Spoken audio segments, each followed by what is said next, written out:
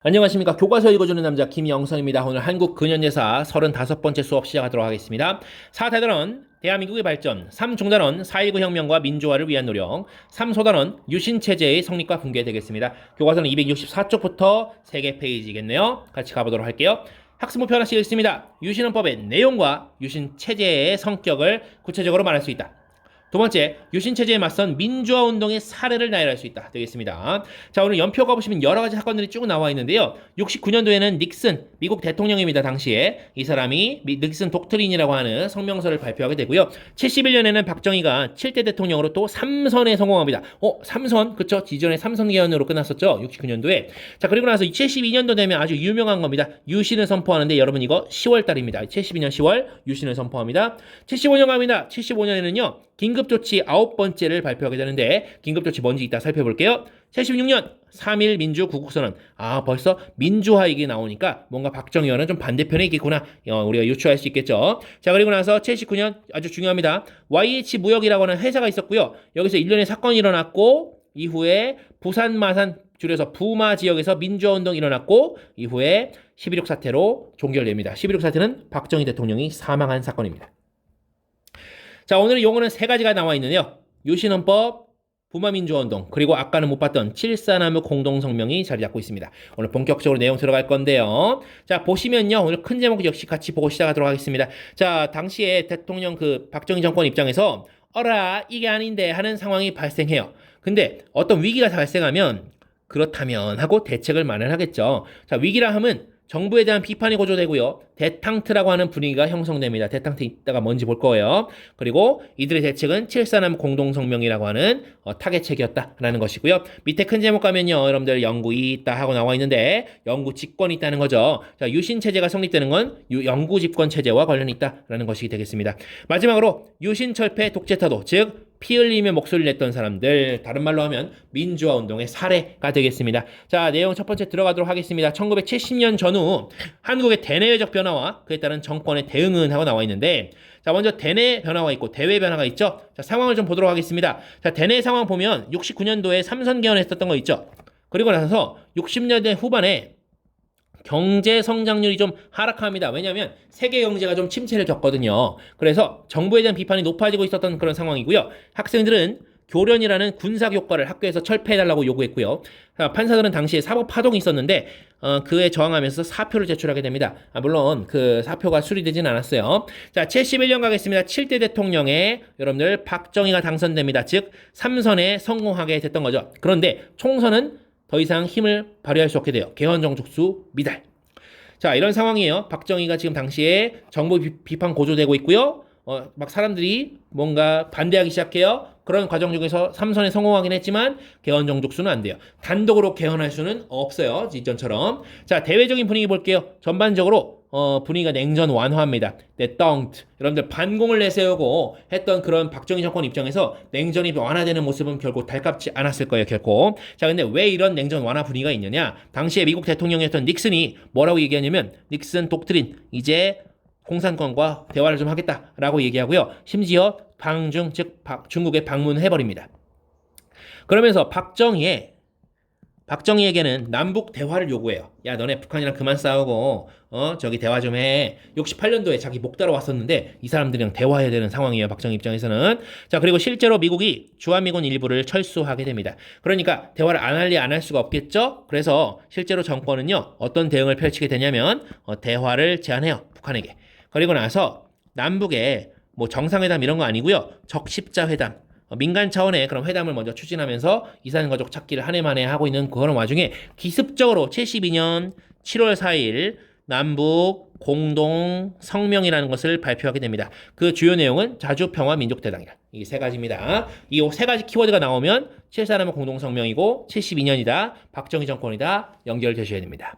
자, 근데 이렇게 평화로운 분위기가 뭔가 나왔어요. 북한과 대화하고요. 이 7.4남북 공동성명은요. 또 어떤 의의가 있냐면 첫 번째 합의가 되겠습니다.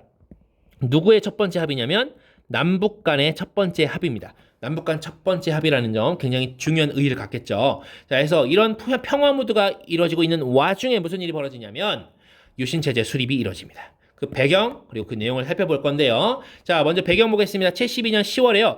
긴급하게 여러분들 비상계엄을 선포하게 됩니다. 계엄이라는 것은 나라의 치안 유지권을 경찰이 갖고 있다가 군대가 가져간다는 뜻이에요. 자, 그리고 나서 굉장히 황당한 일들이 벌어지는데 연이어서 국회는 해산되고요. 이 비상계엄 상황에서 헌법조항의 일부가 효력이 정지됩니다. 그리고 국회의사당과 야당 당사에 여러분들 탱크가 배치됩니다. 입법부는 이제 끝났습니다. 자, 그리고 계속해서 그 귀에 딱지가 않도록 이 군부 정권이 강조해오던 것이 바로 국가의 안보죠. 그리고 경제의 성장이죠. 야, 앞으로 우리가 계속 이런 것들을 하려면 우리는 새로운 헌법이 필요해라고 갑자기 내놓게 됩니다. 그러면서 비상국무회의, 국무회의는 여러분 행정부의 회의입니다.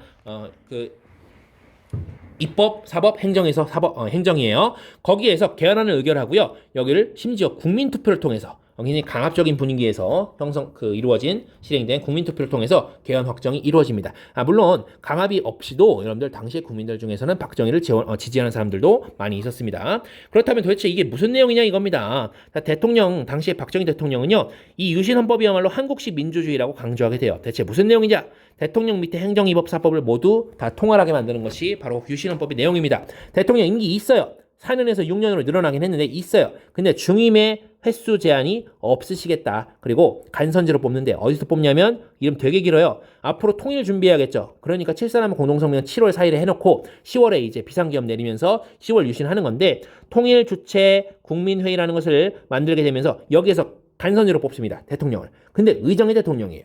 계속 본인 뽑으라는 얘기죠. 그리고 대통령이 긴급조치 발동권을 내밀게 되는데 보유하게 되는데 긴급조치라는 것은 대통령이 법에 제한 없이 헌법의 제한도 없이 대통령이 이렇게 하겠다라고 하면 그렇게 하는 것이 바로 긴급조치입니다. 긴급하게 필요한 조치라는 거예요. 누가 허락을 안 해도 대통령이 뜻대로 할 수 있다는 겁니다. 자, 이후에 입법권 볼게요. 자, 입법권에 관해서는요, 대통령이 국회를 해산시킬 수 있습니다. 그리고 국회의원의 3분의 1은 대통령이 임명할 수 있고요. 그리고 법원 인사에도 대통령이 개입하게 됩니다. 행정, 입법, 사법 이 3권이 보통 분립되어 있는 게 상식이라고 하는데 아예 대놓고 모두 대통령이 쥐게 되는 거죠. 그게 유신헌법이고 박 대통령은 당시에 이것이 한국식 민주주의라고 얘기했던 거예요.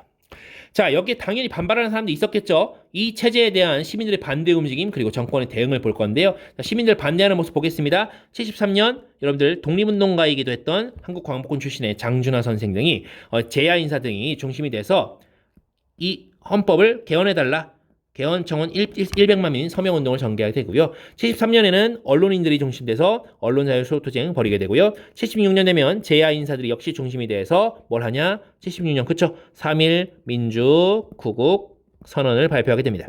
자, 정권은 이런 것들 싫겠죠. 그래서 74년쯤부터 해서 잇따라 뭘 발동할까요? 그렇죠? 국민의 기본권조차 제한할 수 있는 모든 법을 때려눕힐 수 있는 긴급조치를 발동해서 아예 개헌 논의 자체를 금지시킵니다. 개헌의 기억자도 꺼내지 마 하면서 논의 금지시키고요. 그리고 이 유신헌법에 반대하는 세력을 다 밀어넣으려고 그래요. 뭘 일으키냐면 인민혁명당 재건위원회 사건입니다. 여러분들 이게 바로 제2차 인민혁명당 사건이에요. 이렇게 이해하시면 되겠습니다. 인민혁명당 이전에 나왔어요. 632 무력 진압하고 나서 조작했던 그런 사건인데 이번에는 그때 없앴던 인민혁명당을 재건하려는 세력이 있다. 역시 이들도 빨갱이다. 즉 유신에 반대하는 세력은 빨갱이다라고 하는 그런 얘기를 하게 된 거죠. 그렇게 해서 이 사건 역시 조작이다. 인민혁명당도 없는 당이니까 재건위원회도 사실 없는 조직체였던 거죠. 사건 조작한 거예요. 그런데 그렇게 강고해 보였던 유신 독재 체제가 붕괴하는 배경을 우리가 보게 될 건데요. 자, 먼저 대내 분위기가 있고 대외 상황을 좀 보려고 합니다. 자, 대내 상황 보니까 자, 78년에 총선을 했어요. 대선 아니고 총선입니다. 자, 총선을 하는데 여러분들 야당이었던 당시 신민당이 당시 여당이었던 민주공화당보다 더 많이 뽑힙니다. 이게 무슨 일이냐면 여러분들 엄청난 일이에요. 왜냐면 대통령은 국회의원의 3분의 1을 임명할 수 있는데 그럼에도 불구하고 역전패 당한 거죠. 축구를 한 골 넣고 시작했는데 역전패 당한 거예요. 엄청난 사건이죠. 거기에다가 당시의 국제적인 상황이 제2차 석유 파동으로 경제 상황이 좋지 않아요. 왜냐면 우리나라는 기름이 한 방울도 안 나니까요. 그쵸? 한국은. 자, 그런 과정 중에 79년에 YH 무역 글자가 왜 이러죠? 자, YH 무역 사건이라고 하는 일이 벌어지는데 이 회사가 하루아침에 문을 닫으니까 거기 일하던 여공들, 특히 여자들이 많았어요. 여공들이 하루아침에 실직자가 됐죠. 그래서 이 여공들이 당시 야당 신민당 총재였던 김영삼에게 달려가서 읍소하게 됩니다. 그러니까 김영삼이 정부를 비판하는 성명을 발표했고요. 근데 당시의 대통령은 국회 전체를 해산시킬 수도 있으니까 이 정도 한 명 정도 제명시키는 거 아무 일도 아니었어요. 그래서 김영삼을 국회의원직에서 제명시키게 됩니다. 시민들이 아주 화가 많이 났겠죠. 특히 부산, 마산 지역에 있는 시민들이 화가 많이 났어요. 김영삼 당시의 총재의 텃밭입니다. 자, 그래서 이 부마민주화운동 또 다른 이름으로는 부마항쟁이라고도 부릅니다. 이것이 전개됐는데 여기 군부정권이잖아요. 군부정권. 정권이 군대를 동원하고 막 위수령 선포하고 위수령이라는 것은 군대 안에서 어느 구역을 못 움직이게 묶어버리는 그런 명령이에요. 자, 그런 걸 동원해서 시위 진압 대책을 두고 정권 내부에 대립이 있게 됩니다. 그러니까 강경파와 온건파가 맞붙은 거죠. 근데 박정희 대통령이 당시에 강경파의 손을 들어주면서 온건파의 대표적인 인물이었던 김대규 당시 중앙정보부장이 각하 정치를 좀 대국적으로 하십시오 라고 하면서 총을 쏘게 됩니다. 그래서 박정희가 당시에 사망하게 되죠. 그게 1979년 10월 26일의 일입니다. 이것을 11.6 사태라고 부릅니다. 자, 오늘은 우리가 유신 체제가 성립되는 것과 붕괴되는 것까지 함께 보았습니다. 오늘 우리 여기까지 보겠고요. 대단히 고생 많으셨습니다.